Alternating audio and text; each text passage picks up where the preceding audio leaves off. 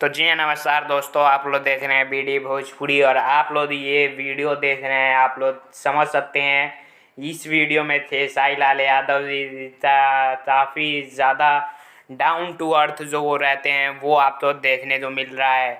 ऐसा नहीं है कि ये तो बड़ी बात है। बड़ी बात सिर्फ इतना है कि इतना बड़ा स्टार होने के बाद भी ये सब काम करने में तो लज्जा नहीं है। यही होता है डाउन टू अर्थ, यानी अपने पूरे फैमिली के साथ एकदम टाइम स्पेंड कर रहे थे साई लाल यादव।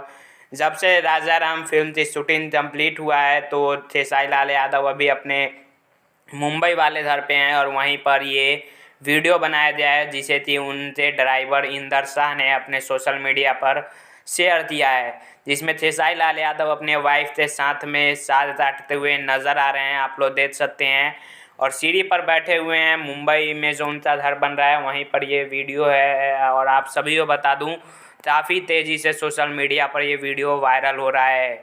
और आप सब तो ये भी बता देता हूँ कि काफ़ी सारे लोग ऐसे हैं जो कि इस वीडियो को विवाद के माध्यम से पवन सिंह को टारगेट करने के माध्यम से ऐसा बोल रहे हैं, तो ऐसा कुछ भी नहीं है। ये इंदर शाह ने शूट कर दिया है और अपने सोशल मीडिया से ऐसे ही डाल दिया है, ऐसे ही प्रैक्टिकल देखने के लिए, पब्लिक को दिखाने के लिए।